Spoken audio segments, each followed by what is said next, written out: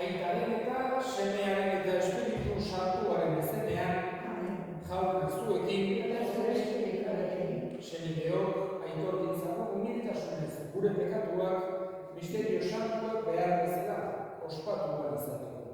Erroki, jauna. Kristo erroki. Erroki, jauna. Erroki dakigula jainko guztiz altsua eta gure pekatuak barkaturik eraman gaitzala betiko bizitzara. Amen.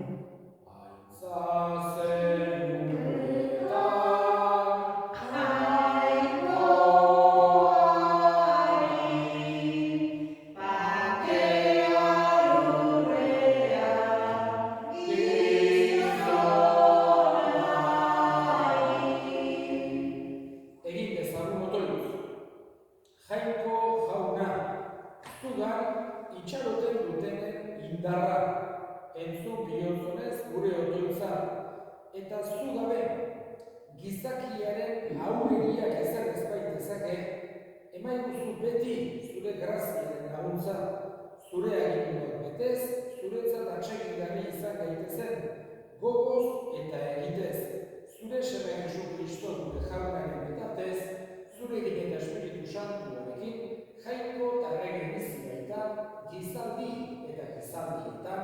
Amen.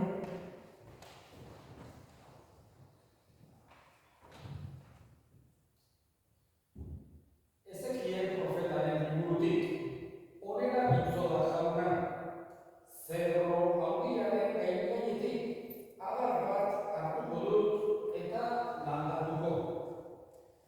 Haren adar muturetik kibu bat kenduko dut eta mendi garai baten gainean landatuko. Israel mendi handiaren gainean landatuko dut. Adarrak zabalduko ditu eta fruituak emango eta zedro tantai egingo da. Era guztietako hegaztiak biziko dira haren azpian. Haren babesean egingo dute karia. Eta lurreko zuhaitz guztiek ezagutuko dute. Ni naizela jauna, zuhaitz handia zapaltzen duena, eta zapaldua zutierazten. Zuhaitz ezea ihartzen, eta iharra ezetzen duena. Nik jaun honek hala esan dut eta hala egingo. Jaunak esana.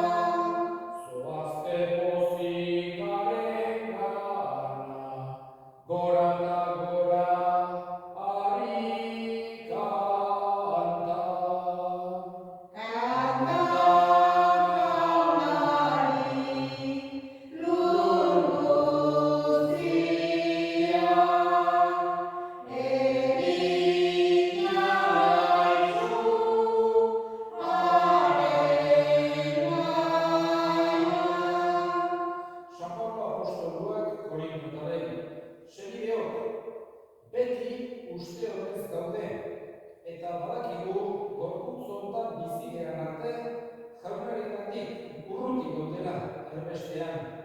Sinismen argitan bai gabiltza, gure begiz ikusi gabe.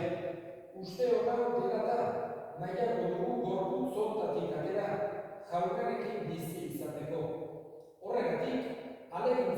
jaunari atsegin izaten, bai gorputz hontan, bai gorputz hontatik kanpora.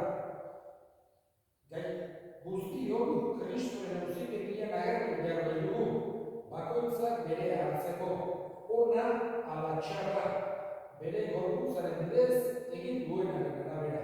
Jaunak esana. Esana zuri jauna. Aleluia.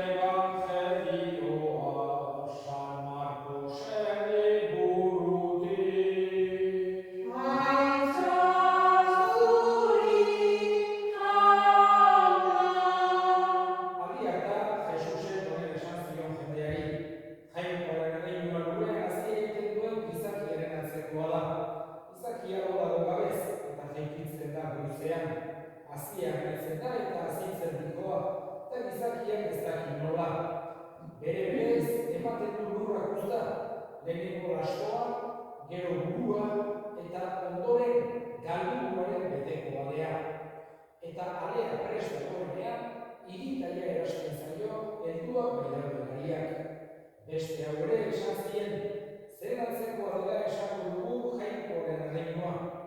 Zer parabolatan adieraziko dugu, mostaza haziaren antzekoa da. Lurrean egiten denean, hazirik txikiena da, baina jaiotzen denean, gora dihoa, eta barazki guztiak baino handiagoa egiten da. Adar handiak botatzen ditu, txoriek haren itzalpean kari egin ahal izateraino. Horrelako parabola askotan, hotxe egiten ziren hitza, haiek uler zezaioketen neurrian, eta parabolari gabe ez ziren hitz egiten. Bere ikasleei ordea, bakarrean dena agertzen ziren. Jaunak esana. Eskerra zuri jauna. Jesusek askotan erabiltzen du parabola. Eta pentsatu behar dugu, hoxe, estimatzen zuela, nik esan dute bere garaietako oso modu aproposa zela, erakusteko, bere doktrina zabaltzeko, azken finean parabola bat, alako historio bat, alako konparazio bat, askoz erraxago gelditzen baita gure memorian. Izakioko bakoak gera, eta askoz azete erraxago egiten gero beste transmititzeko Jesusek esandakoa askoz ere erraxagoa zen. Guk ere, 2000 urte, eta gauza berretak entzuteko aukera daukagu Jesusek honela 2000 urte esandako parabolak. Eta evangelistei esker, segun asko gehiago esango zituen, ez dira dena egongo, zibizkoa baita evangelio motx batean, Jesusek erakutsitako guztia bertan idazten.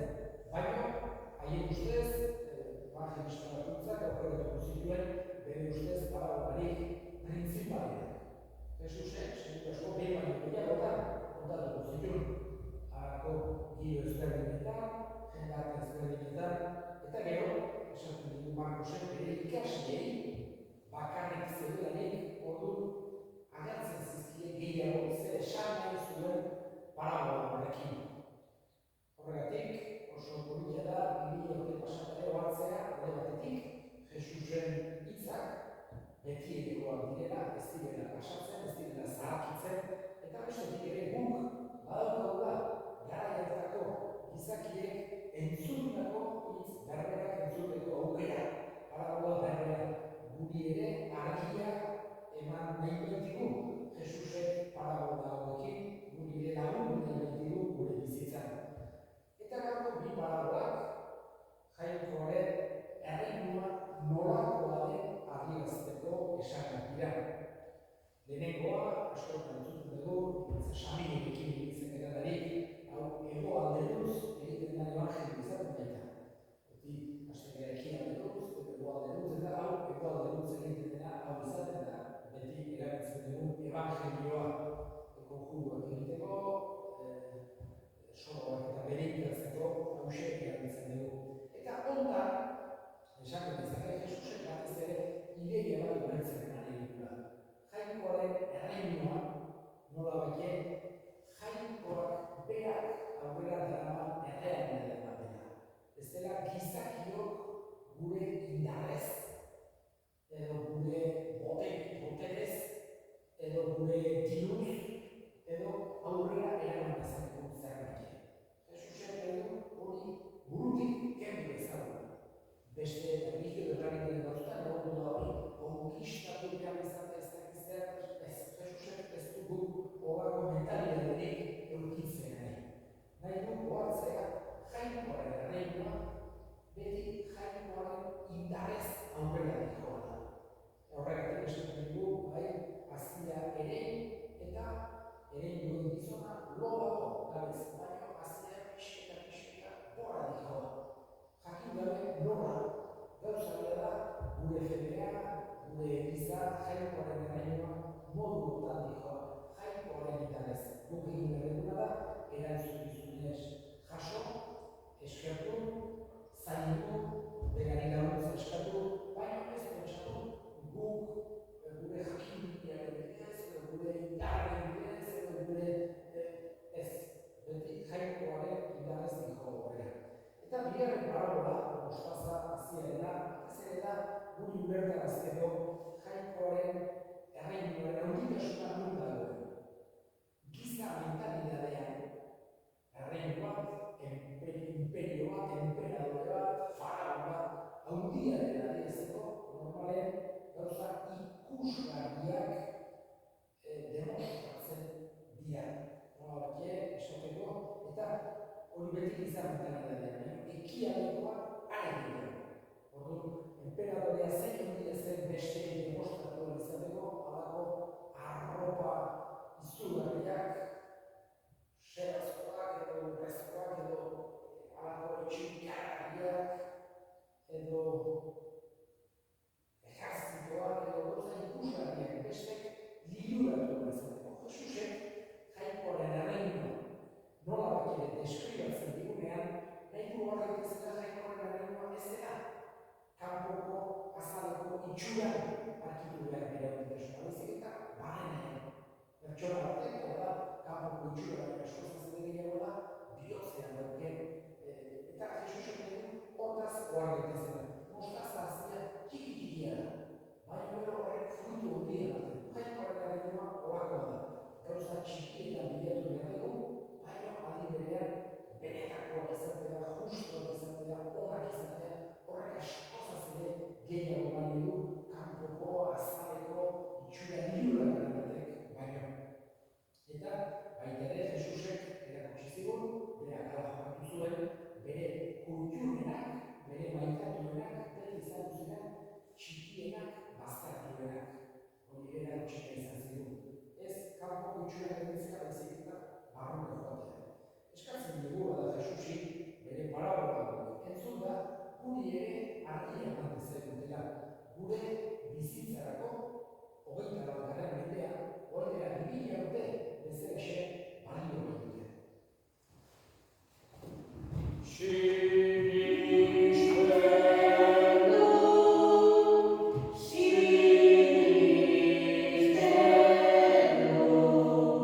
Sinisten dut jangoiko aita guztitu, zeru lurren egilea.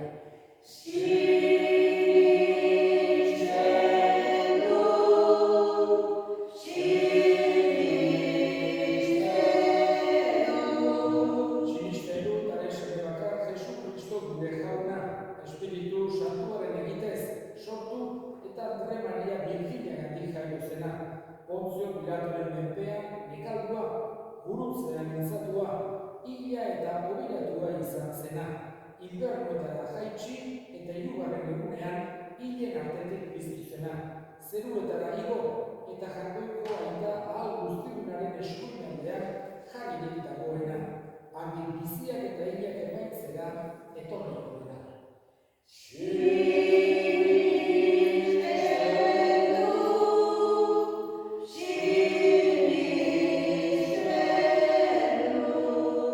Sinisten dut Espiritu Santua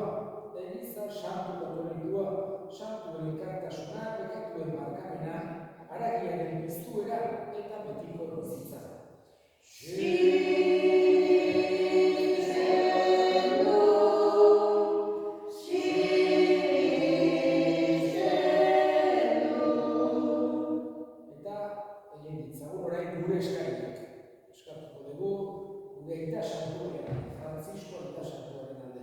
Aste honetan egongo da, G7ko autizki guzti horiekin, hor ere, bera, sinerroia zen, oso, marketan horritzen egin zuen, oso sakona.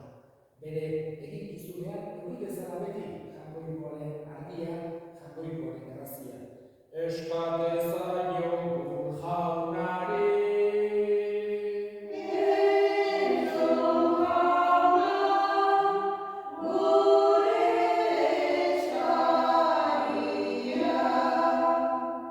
Eta sufritzen ari diren guztien eskatuko dugu, Jaungoikoak indarra eman dezaien, lagun urkoarengan laguntza jakin dezaten. Eskate zaiogun jaunari.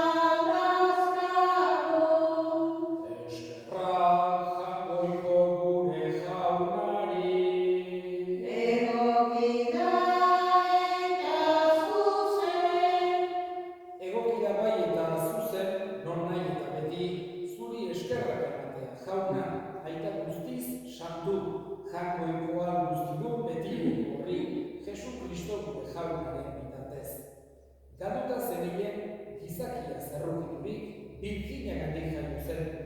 Gurutzean hilik betiko heriotzatik atera gaitu, eta hilen artetik pizturik betiko bizitzaren jabe egin.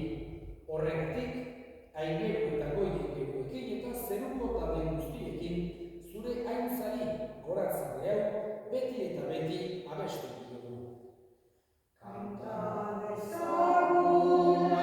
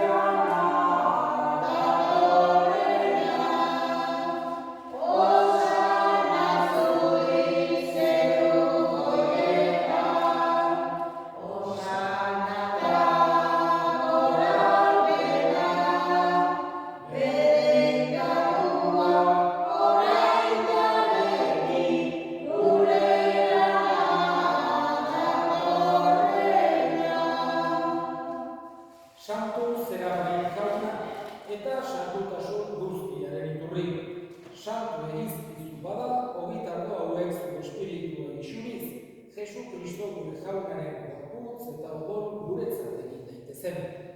Berak saldu zutenean eta bere gogoz gurutzera zikoala, ogi hartu eta eskerrak emanez, zatitu zuen eta bere ikasleen eman zien esanez. Hartzazue eta jan guztiok honetatik, hau nire gorputza da zuentzat emango dena.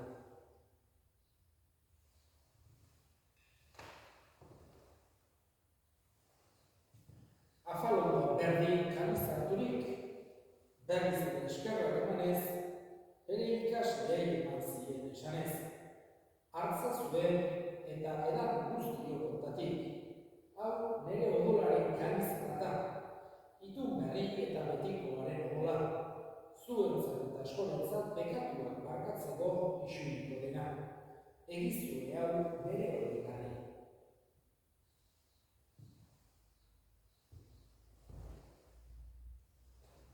Hau da sinismenaren misterioa.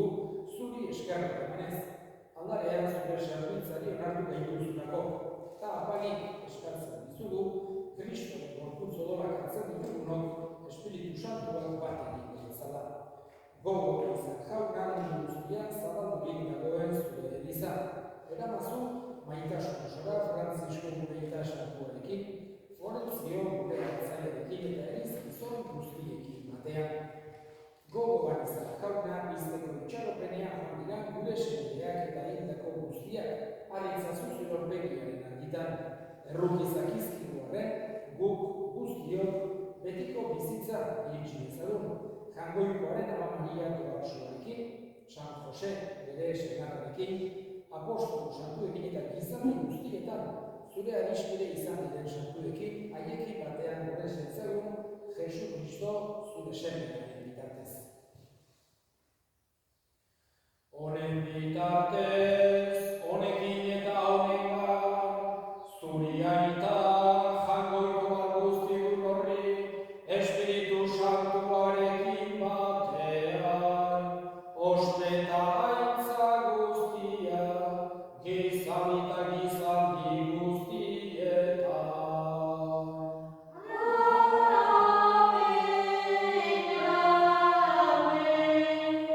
Sanpatzaileak agindu eta erakutsiari jarraituz, bildurgabe esan dezagun.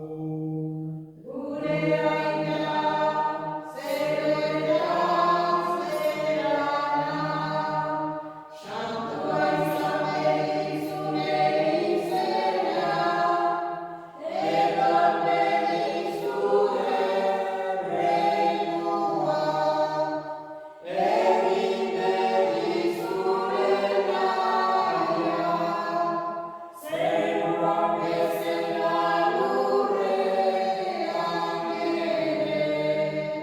benai gozo gau, egunotako ogia, markatu gure zanak, gure zorunai, barkatzen diegun ezero.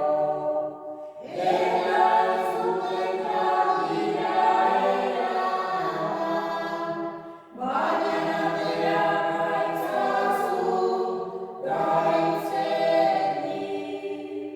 Atera gaitzazu jauna gaitz guztietatik emaiguzu bakea gure egunotan.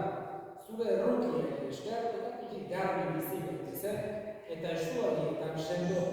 Betiko zorionaren itxaropenean Jesu Kristo gure salbatzailea noiz etorriko den zain gaudela. Zure eskuetan zaratzen eta